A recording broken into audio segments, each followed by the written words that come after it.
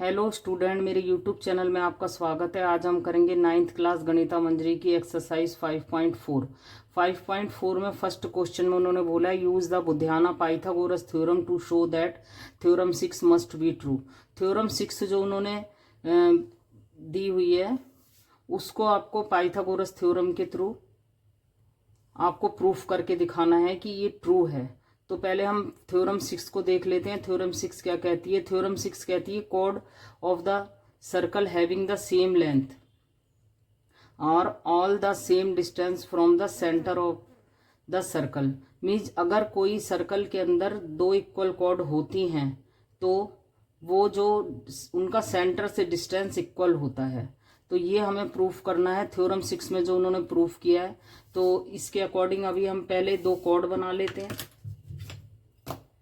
Equal cord ले लेते हैं। यहां से हमने इक्वल ही ले लिए यहां से, क्योंकि दोनों कॉर्ड्स का इक्वल होना जरूरी है। यहां हमने इक्वल कॉर्ड ले लिए।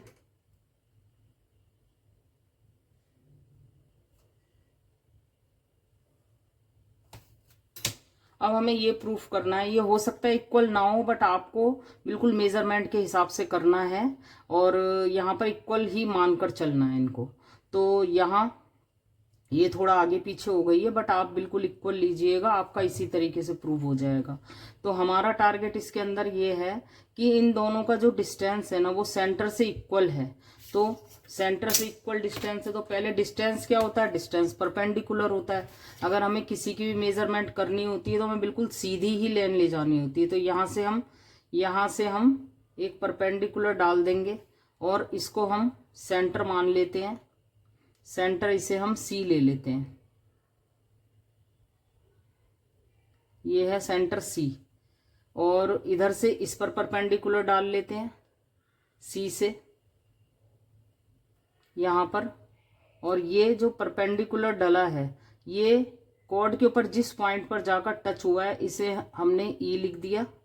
और इस वाली कॉर्ड पर जो परपेंडिकुलर आकर इससे टच हुआ है वो है एच।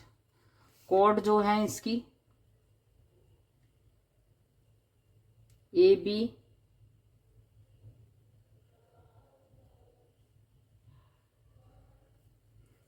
और ये जी एफ, ये हमने ले लिया। अब इसके अंदर जो जो गिवन है उसके हिसाब से चलेंगे हम। इसमें गिवन है ए बी इक्वल टू, क्योंकि थ्योरम में उन्होंने यही किया हुआ है। थ्योरम 6 के अंदर उन्होंने दोनों कॉर्ड को इक्वल कहा है। तो हम यहां से सॉल्यूशन स्टार्ट कर देते हैं। पहले हम फर्स्ट क्वेश्चन है, पहले हम लिखेंगे गिवन। गिवन है इसके अंदर A B equal to G H.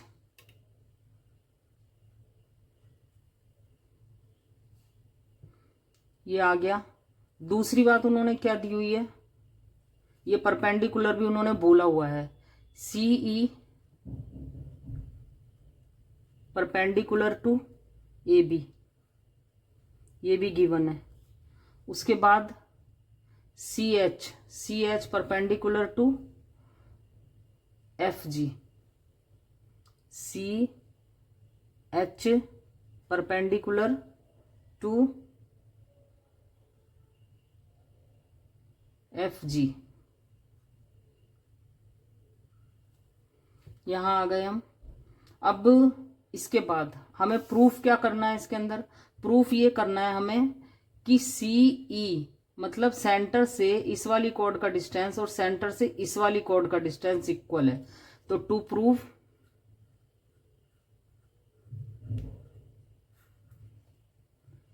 C E equal to C H करना है। ये जो जो गिवन था वो हमने कर लिया है। अब इसके बाद हम इसका सॉल्यूशन करने से पहले इसमें थोड़ा कंस्ट्रक्शन करेंगे।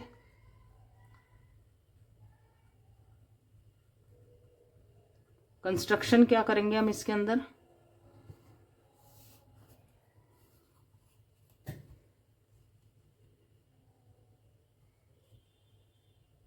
हम ए सी को ज्वाइन करेंगे और सी एफ को ज्वाइन कर लेंगे।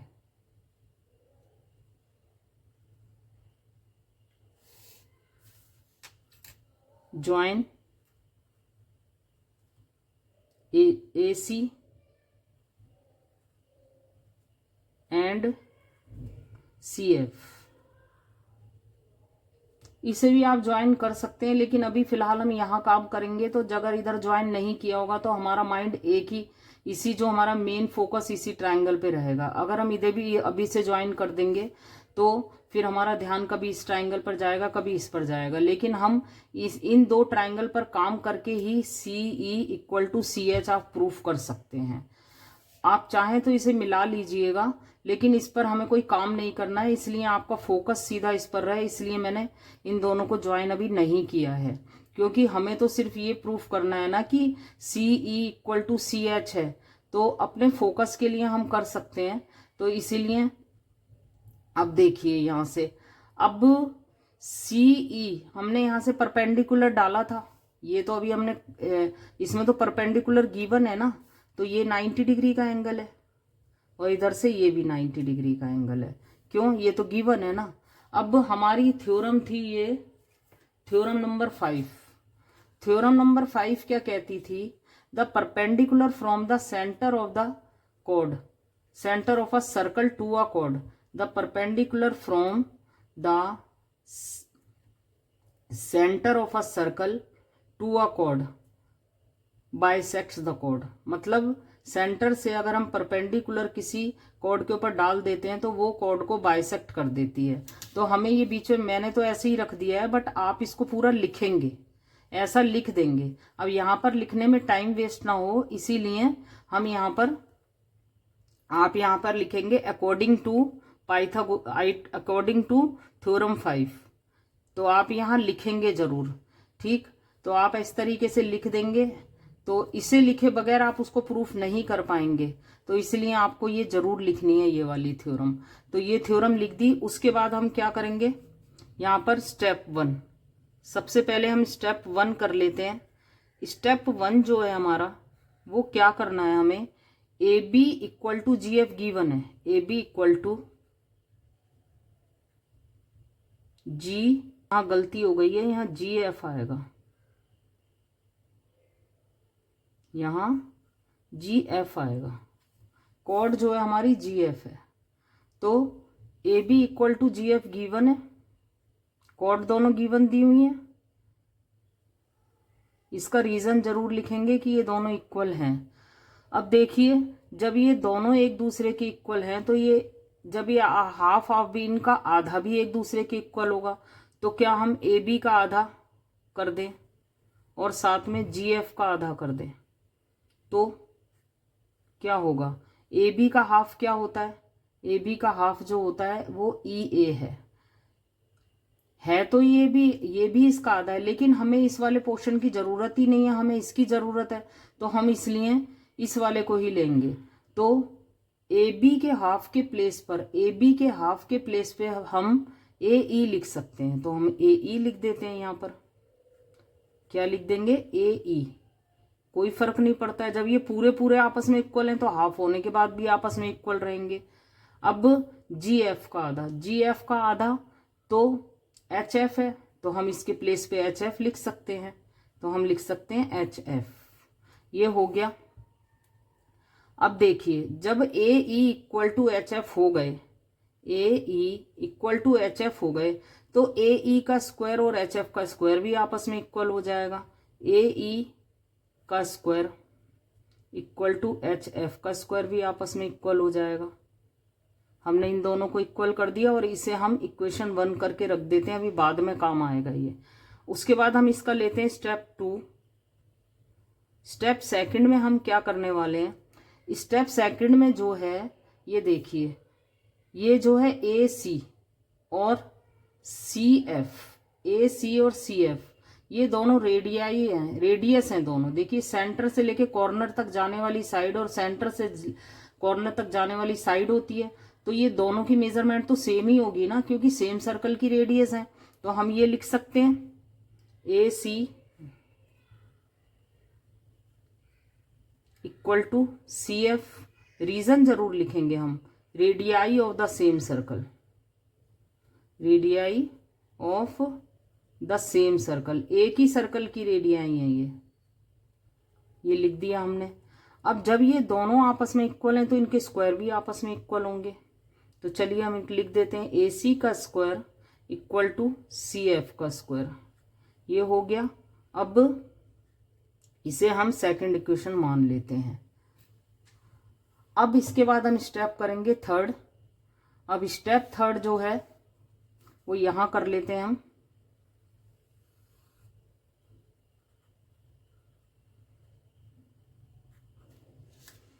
स्टेप थर्ड में क्योंकि उसने पाइथागोरस का यूज करने को बोला है हमसे, उसने बोला पाइथागोरस का यूज कीजिए। पाइथागोरस थ्योरम तो हम जानते ही हैं, बहुत छोटी क्लासेस से सीखा हुआ है, तो पाइथागोरस थ्योरम का यूज करना है हमें। तो यहां पर देखिए, अब हम इसमें पहले ये वाला ट्रायंगल ले लेते हैं, ये वाला ए ई सी, इन ट्रायंगल ए ट्रायंगल लिख देते हैं, ए ई और सी, ये वाला ट्रायंगल ले रहे हैं हम, ये वाला। इस ट्रायंगल के अंदर अगर हम पाइथागोरस को लेकर चलें तो 90 डिग्री के जस्ट सामने वाली जो साइड होती है वो हाइपोटेन्यूस होती है, और इसका स्क्वायर इन दोनों बची हुई साइड्स के स्क्वायर के सम के इक्वल होता है। तो इस ट्रायंगल में ए ई सी के अकॉर्डिंग क्या हो जाएगा, ए सी का square equal to A E का स्क्वायर और प्लस सी ई का स्क्वायर, ये हो गया। अब इसे हम इक्वेशन नंबर थर्ड मान लेते हैं, ये हो गया। अब इसमें ही दूसरा ट्रायंगल ले लेते हैं, इन ट्रायंगल ये वाला ट्रायंगल, ये वाला जो ये जा रहा है ना, ये वाला ट्रायंगल। इस ट्रायंगल में हाइपोटेन्यूस कौन होगा, यहां पर ये हाइपोटेन्यूस रहेगा आपका सी एफ। ट्रायंगल का नाम पहले लिख देते हैं, सी एच एफ। तो इसमें हाइपोटेन्यूस क्या रहेगा आपका, सी एफ का square equal to H F का स्क्वायर प्लस सी एच का स्क्वायर हो गया। अब ये जो है ना, ये हमारी फोर्थ इक्वेशन आ जाती है। यहां पर हमने थर्ड और यहां पर हमने फोर्थ इक्वेशन निकाल ली है। अब आप एक बात पे ध्यान दीजिए कि जो ए सी का square equal to C F का स्क्वायर, ये देखिए ए सी का square equal to C F का स्क्वायर, ए सी का square equal to C F का स्क्वायर तो आपस में इक्वल है ना। जब ए सी का स्क्वायर इसके इक्वल है तो ए सी के सामने वाली साइड और सी एफ के सामने वाली साइड दोनों आपस में इक्वल हो जाएंगी। तो हम इसे क्या लिख सकते हैं, फ्रॉम सेकंड, नहीं हम लिखेंगे पहले इन दोनों को करेंगे, फ्रॉम थर्ड एंड फोर्थ।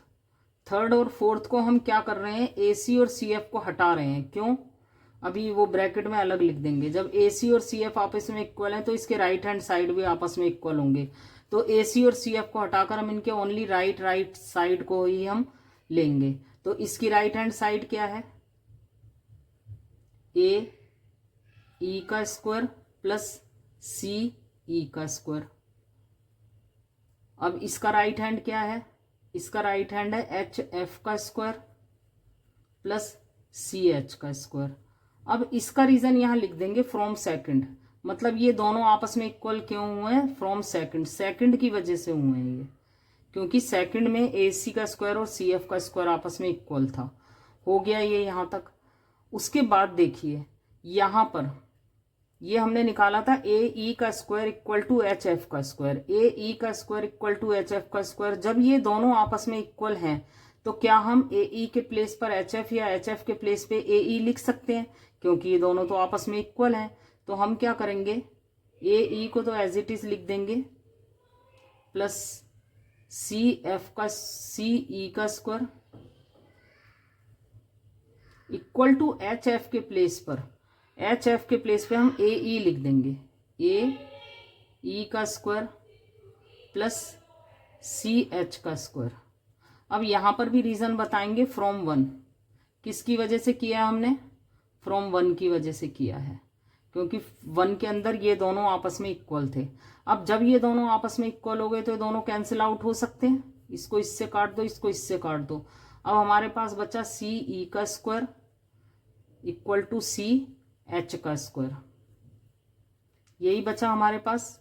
अब जब ये दोनों आपस, जिनके स्क्वायर आपस में इक्वल होते हैं तो वो खुद भी आपस में इक्वल होते हैं, तो इन दोनों के स्क्वायर हट भी जाएं तो भी ये आपस में इक्वल ही रहेंगे। सी ई का square, C E equal to हो जाएगा हमारा सी एच। तो उन्होंने बोला क्या था, देखिए उन्होंने जो हमें बोली थी सिक्स थ्योरम, थ्योरम 6 के अकॉर्डिंग हमें थ्योरम को ट्रू करना था, तो हमें अब थ्योरम का जिक्र जरूर करना पड़ेगा लास्ट में, क्योंकि एग्जामिनर ने तो हमें कोई सी ई एच एफ एच नहीं दिया था, उसने तो हमें बस बोला था कि थ्योरम 6 को आपको ट्रू प्रूफ करना है। तो थ्योरम 6 जो कहती है वो हम कर देते हैं। Therefore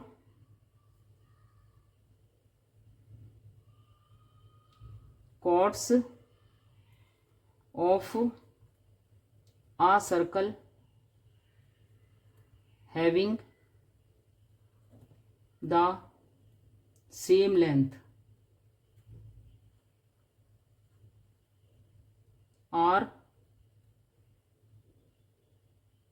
all at the same distance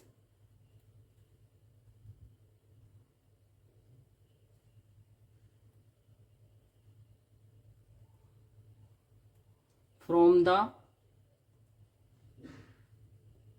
center of the circle।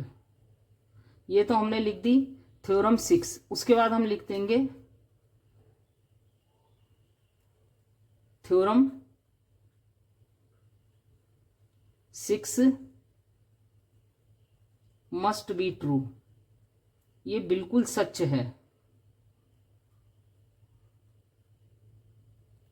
बस यहाँ पर ये क्वेश्चन हमारा, ये क्वेश्चन नंबर 1 इसका खत्म हो गया है।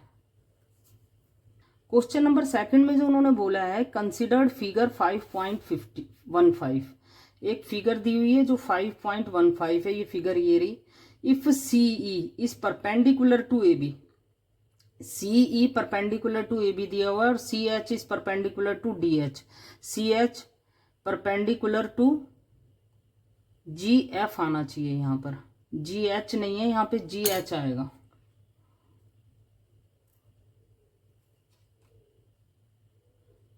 जी एफ आएगा यहाँ पर, तो ये यहाँ पर दी हुई है इन्होंने। And C E equal to C H show that the A B equal to G F. चलिए इस फिगर के हिसाब से ही हम चलते चले जाते हैं आगे आगे। तो सबसे पहले उन्होंने गिवन क्या दिया है वो हम लिख लेते हैं यहाँ पे। गिवन, ये क्वेश्चन नंबर 2 है। गिवन में उन्होंने दिया है C E perpendicular to A B, साथ में दिया है C H perpendicular to G F आएगा यहाँ पर, परपेंडिकुलर टू जी एफ, और साथ में दिया हुआ है C E equal to C H, C E equal to C H, ये भी लिख लेते हैं हम। C E equal to C H दिया हुआ है, और हमें टू प्रूफ क्या करना है, शो दैट, हमें शो करना है A B equal to G F, ये हमें प्रूफ करना है। तो चलिए यहां से सॉल्यूशन स्टार्ट करते हैं इसका। सॉल्यूशन में देखिए यहां जो ये 2 ट्राइंगल दिए हुए हैं, कौन कौन से 2 ट्राइंगल है, हमें ये जो है ना इन 2 ट्राइंगल पर बिल्कुल ध्यान नहीं देना, ये वाले पे और ये वाले पे, सिर्फ हम इन दोनों पर काम करेंगे। तो इस वाले ट्राइंगल का क्या नाम है, इस वाले ट्राइंगल का हम नाम रख देते हैं सी ई ए। In triangle CEA। अब देखिए पहले ट्राइंगल का नाम CEA रखा है ना, तो दूसरे का बड़ा सोच समझ के रखना होगा।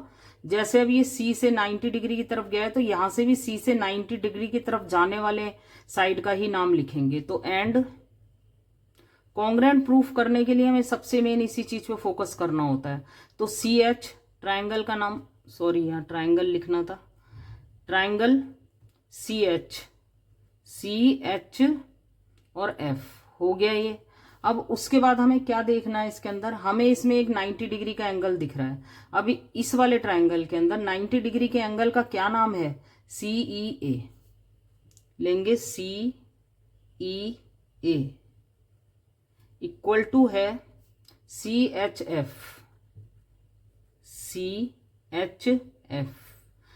इसमें E एंगल और H एंगल की बात की गई है, तो E एंगल जो है यहाँ पर 90 डिग्री का है। अगर हम ओनली E से इसको बुलाते तो फिर ये E इधर भी है ना, ये यहाँ पर इधर भी 90 डिग्री का एंगल बना रहा है। तो जब भी एक ही पॉइंट से दो एंगल बन रहे हो तो उसको फुल नेम से ही आपको डिनोट करना होता है।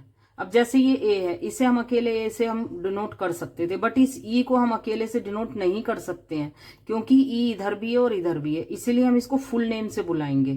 तो CEA का मतलब है इधर वाला ई, इधर वाला एंगल ई का इधर वाला एंगल इस वाले ट्राइंगल का। ईच 90 डिग्री है। पहले हम इसको आर लिख देंगे, आर का मतलब है हमें राइट एंगल मिल गया। अब हम लिखेंगे यहाँ पर ईच 90 डिग्री, दोनों 90 डिग्री है, इसीलिए ये दोनों आपस में इक्वल हैं। अब उसके बाद हमें हाइपोटेन्यूज देखना है, तो ये 90 डिग्री के एंगल के जस्ट सामने जो साइड है वही हाइपोटेन्यूज होती है। तो यहाँ पर हाइपोटेन्यूज क्या है हमारा, CA। तो हम लिखेंगे CA इक्वल टू, इसका हाइपोटेन्यूज है हमारा CF, तो हम लिख देंगे CF। ये क्या है, हाइपोटेन्यूज है। और ये दोनों आपस में इक्वल क्यों हैं, ये इक्वल इसलिए हैं, radii of the same circle है, रेडियाई ऑफ सेम सर्कल। एक ही सर्कल की रेडियाई एक ही मेजरमेंट की हो सकती है।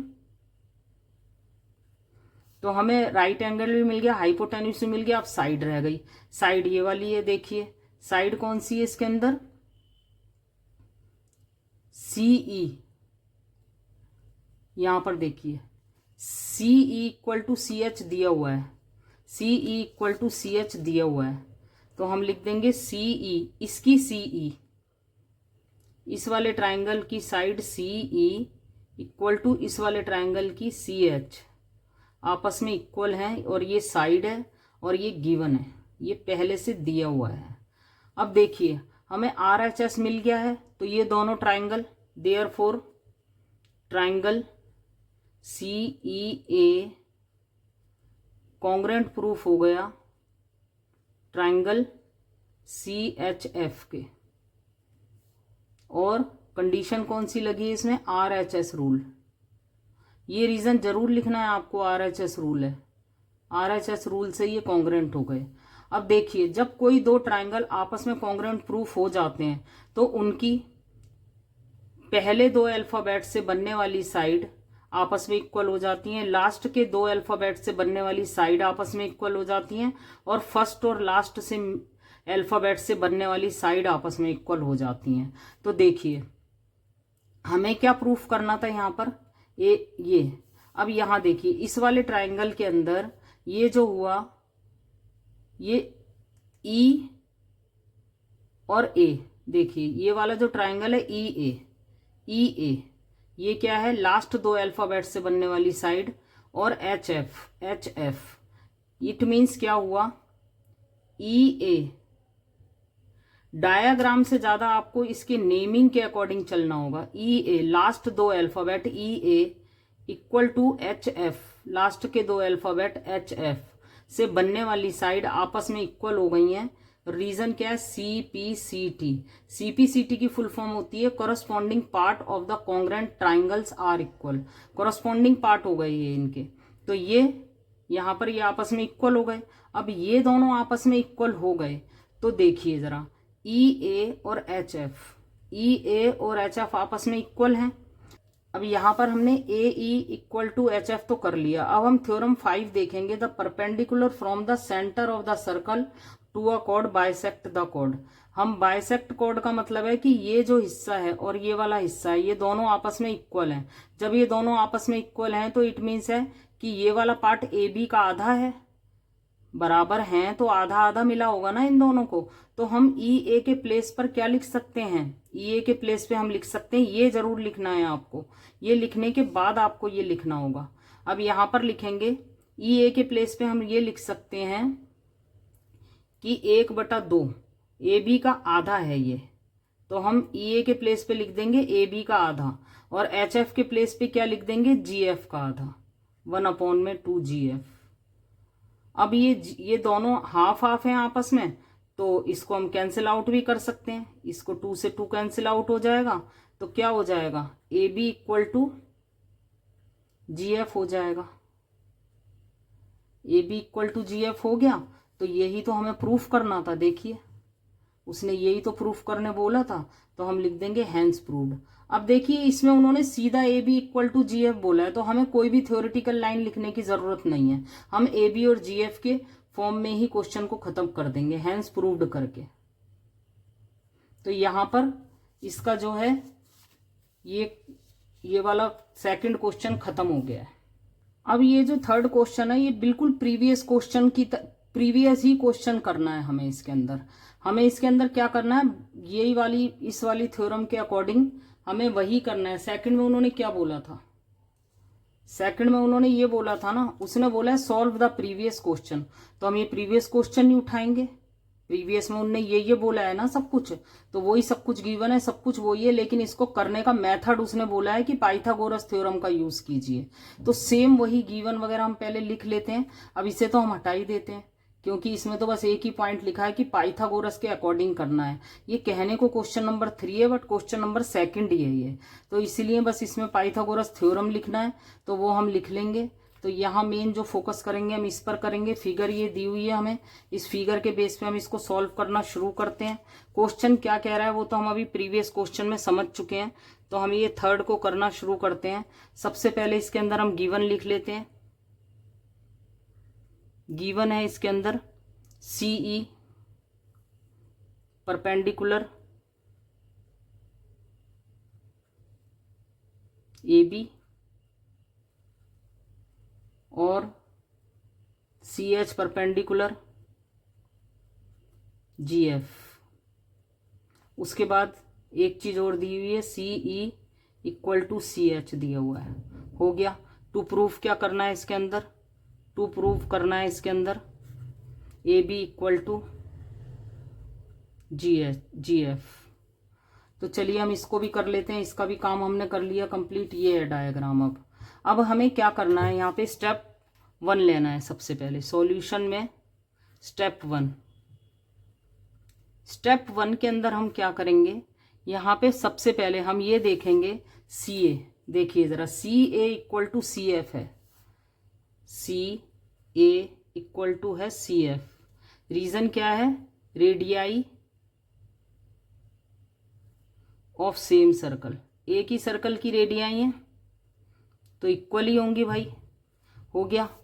उसके बाद अगर ये दोनों आपस में इक्वल हैं तो इनका स्क्वायर भी आपस में इक्वल होगा, इक्वल टू CF का स्क्वायर कर देंगे। हो गया ये काम। इसको फर्स्ट इक्वेशन बनाकर रख दो, बाद में काम आएगी। स्टेप सेकंड करते हैं हम इसके अंदर। स्टेप सेकंड में जो है CE इक्वल टू CH दे रखा है, CE इक्वल टू CH, और ये क्या है, गिवन है। रीजन लिख दीजिए, गिवन है। अब जब ये दोनों आपस में इक्वल है तो इनका स्क्वायर भी आपस में इक्वल होगा। हो गया। इसे सेकंड इक्वेशन बनाकर रख दीजिए। अब हम करेंगे इसका स्टेप थर्ड।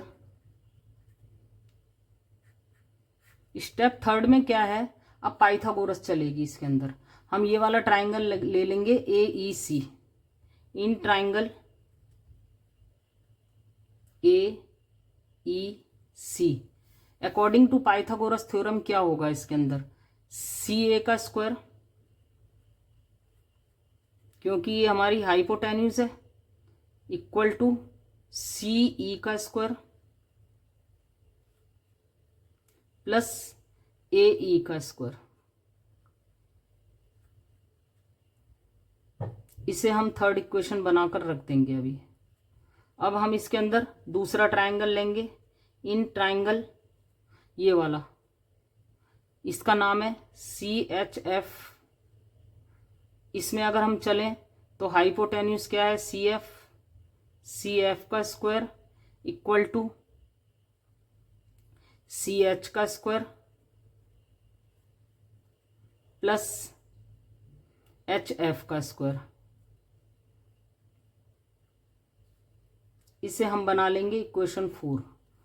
अब हम यहां चलेंगे। अब देखिए फ्रॉम थर्ड एंड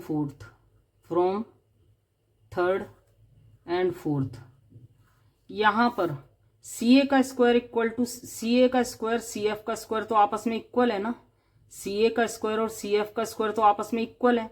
जब इन दोनों के स्क्वायर आपस में इक्वल हैं तो इनके राइट हैंड साइड वाली ही सारी डिजिट भी एक दूसरे के इक्वल होंगी। तो हम इन दोनों को हटा भी दें तो भी ये दोनों आपस में एक दूसरे के इक्वल होंगे। तो ये दोनों इक्वल हैं, इसलिए इनकी राइट हैंड साइड को आपस में इक्वल रख देंगे।